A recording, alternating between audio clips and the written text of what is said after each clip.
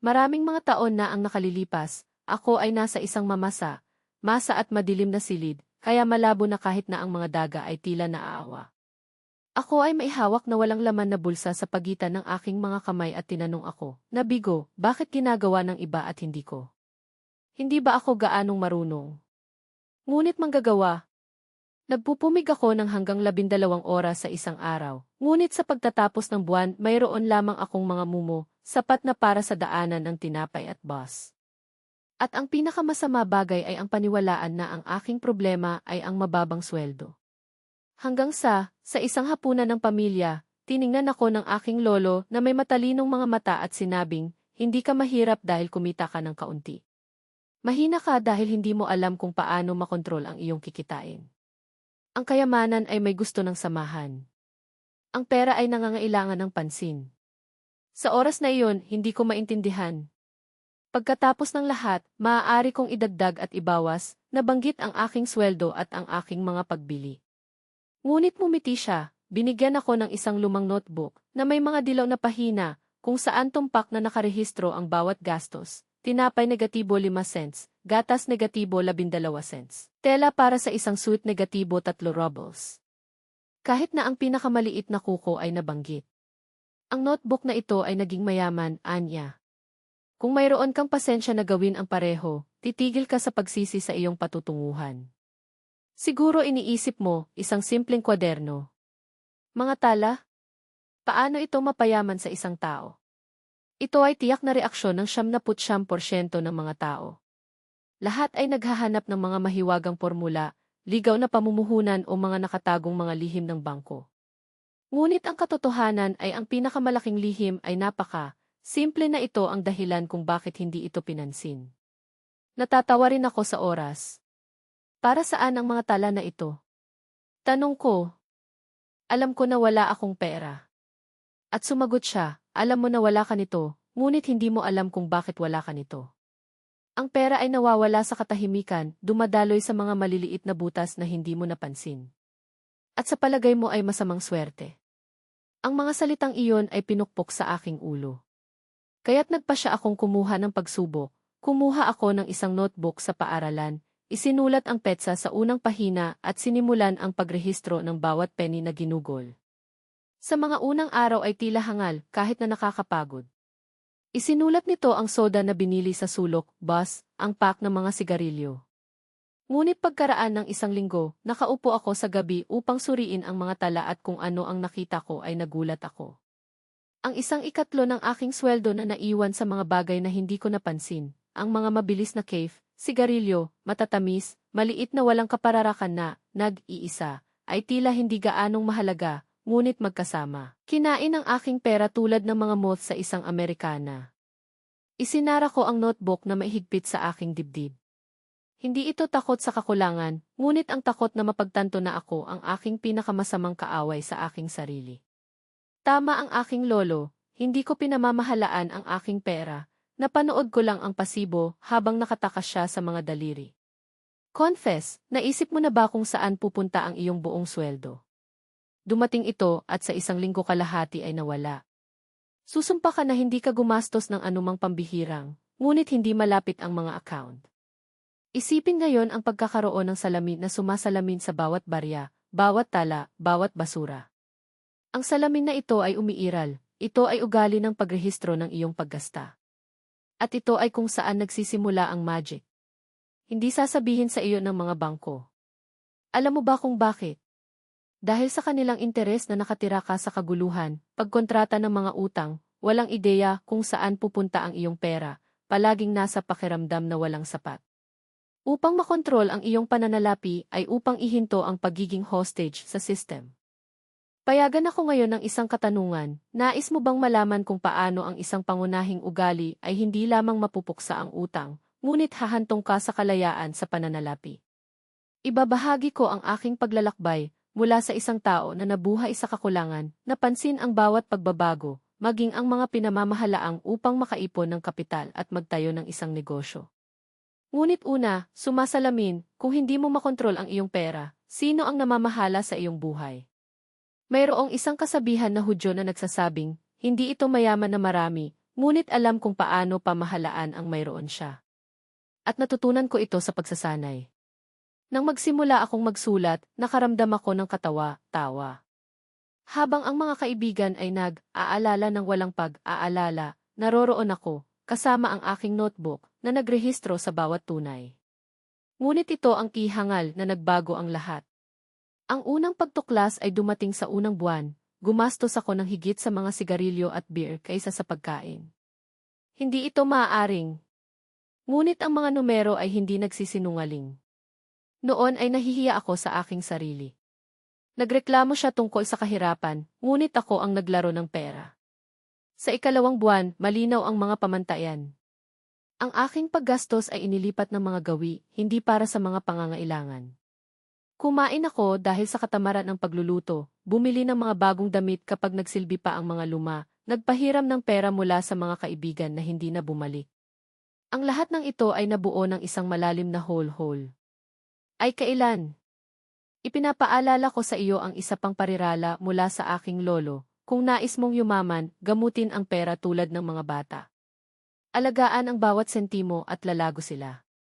Mga maliliit na hakbang, mahusay na mga pagbabagong anyo.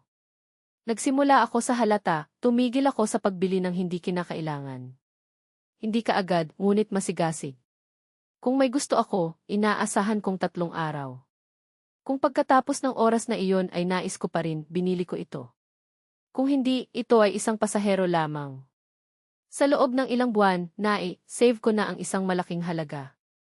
Ang susunod na hakbang ay pag-aralan ang aking paggasta 1 beses sa 1 linggo. Tuwing Sabado ng gabi, uupo ako sa talahanayan, binuksan ang notebook, at suriin, saan nawala ang pera. Madalas akong nagulat sa akin, nang hindi tinatanggal ang aking sarili, ang aking mga gastos ay nahulog sa kalahati. Para lang makita kung saan nagpunta ang pera. Pagkalipas ng 6 na buwan, nagkaroon ako ng una kong reserba. Maliit, ngunit ang akin. Sa unahang pagkakataon, nakaramdam ako ng seguridad, hindi natatakot. Paano kung mismo? Pinalitan ito ng mayroon akong reserba. Ang pakiramdam na ito ay nagbago ng lahat. Marami ang nag-iisip ng kayamanan ay mahusay na kabuuan. Pagkakamali. Ang kayamanan ay ugali ng pagpapanatili, kahit na sila ay 1-0, 20, ngunit regular. Maagang nagtuturo ang mga Hudyo, ang isang save na barya ay nagkakahalaga ng higit pa sa isang tunay na paggasta ng walang pagpapasya. Nag-iingat ako ng kaunti, ngunit nang hindi nabigo.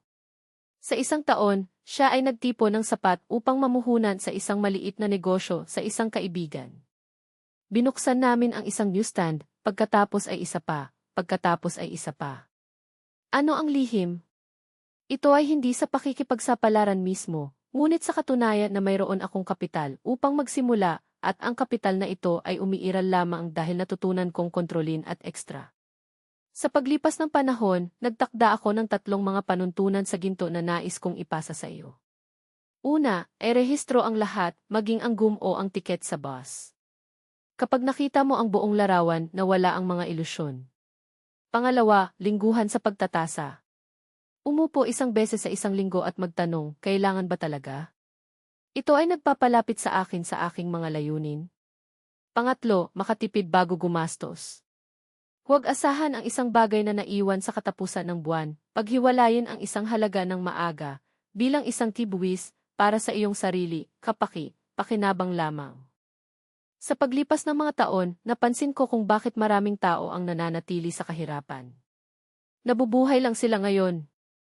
Ginugol nila ang lahat ng mayroon sila nang hindi pinaplano bukas. Inuulit nila ang parehong mga pagkakamali, naniniwala na ang swerte ay magbabago sa isang araw. Ngunit ang swerte ay pinapaboran kung sino ang handa. At ang paghahanda ay nagsisimula sa isang notebook at isang panulat.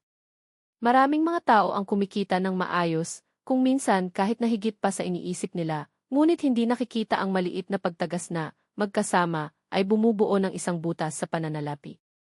Ipinagpaliban nila ang mga plano mula sa pag-save sa kapag mayroon silang mas maraming pera.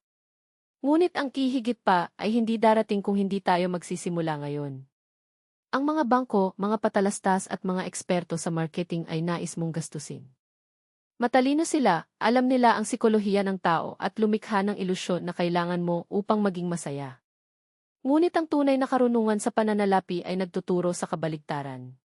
Nagsisimula ang kalayaan kapag tiningnan mo ang pera at sabihing, maghintay ka rito. Nagpapasya ako kung kailan at paano gamitin ito. Naaalala ko ang isang episode noong ako ay 23. Sa bus, nakita ko ang isang tao na halos 50 na nagbibilang ng mga barya sa palad ng kanyang kamay. Ang ilan ay tumawa na tinawag siyang hard tinapay. Ngunit naisip ko, tama siya. Kinokontrol niya. Pagkalipas ng mga taon, alam niya na ang parehong hard tinapay ay nagbukas ng isang tindahan at naging isang iginagalang na figura sa kapitbahayan. Habang tumawa ang iba, nagtayo siya ng mga pundasyon. At pagkatapos ay naintindihan ko, pinaglaruan ng lipunan ang mga sumasalungat sa kasalukuyan hanggang sa kailangan nila ang payo ng mga pumuna. Makinig ng mabuti, ang kayamanan ay hindi ipinanganak sa bangko o sa sopistikadong pamumuhunan kahit na sa isang maunlad na negosyo. Nagsisimula ito sa isang bagay na simple, isang panulat, isang papel at ang katapatan sa iyong sarili. Kung nalaman mo kung paano magrehistro at pamahalaan ang bawat tunay, magagawa mo ring pamahalaan ang iyong sariling buhay. Dahil ang pera ay hindi isang wakas, ito ay isang tool. At ang isang inabandunang, kalawang o hindi maganda na ginamit na tool ay hindi nagtatayo ng wala. Kapag tinitingnan ko at ihambing ang aking buhay ngayon sa mga oras na halos hindi na ako kumain, napagtanto ko ang isang pangunahing katotohanan, hindi ito ang pera na naging akin, ngunit ang disiplina na gumawa sa kanila ng aking mga kaalyado, hindi ang aking mga pahihirap. Naaalala ko ang pag-upo sa isang lumang upuan na may isang notebook na ginugol sa iyong mga kamay na napansin ang bawat sentimo na ginugol sa tinapay at gatas. Sa sandaling iyon, nakaramdam ako ng maliit. Ngunit ito ang mga tala na iyon, tila hindi gaanong mahalaga, na naging batayan ng lahat. Ano ang pagkakaiba sa pagitan ng mahirap at mayaman? Iniisip ng mahihirap kapag mayroon akong pera, sisimulan kong kontrolin ito. Sinabi ng mayamang tao, kapag sinimulan kong kontrolin ito, darating ang pera. Ang kayamanan ay isplin. At kailangan kong maging lantad, hindi ito swerte, mana o isang scam ng swerte. Ito ay ang kakayahang mapanatili, dumami at igalang ang bawat tampok. Isipin ang pera bilang mga panauhin. Kung natanggap mo ang mga ito sa samahan, atensyon at pasasalamat, bumalik sila at magdala ng mas maraming mga kaibigan. Ngunit kung tinatrato nila ang mga ito ng may kapabayaan, umalis sila at hindi na bumalik anumang oras sa lalong madaling panahon. Mayroong isang kasabihan sa aming tradisyon, ang barya ay hindi gusto ng ingay, mas pinipili ang katahimikan at pagkakasunod-sunod. Hindi ito ang mga pagdadalamhati o mga dahilan na nagpayaman sa isang tao, ngunit ang tahimik, pareho at pamamaraan na ugali ng pagrehistro, pag-iwas at pagpaplano. Ano ang mga pagbabago kung magsisimula ka ngayon? Sa isang linggo, sa pamamagitan ng pagsulat ng bawat gastos, malinaw mong makikita kung saan pupunta ang iyong pera. Sa isang buwan, makakakuha ito ng kontrol sa mga impulses at bawasan ang basura. Sa isang taon, magkakaroon ito ng isang reserbasyon na minsan ay tila imposible at, mahalaga, ang katiyakan na iniutos mo sa iyong pananalapi, hindi sa iba pang paraan sa paligid. Isang totoong kwento. Nakilala ko ang isang napakatalino na batang lalaki na nakakuha ng higit sa akin, ngunit nabuhay ng may utang na loob. Sinabi niya, bakit ang mga tala na ito? Mayroon akong pera.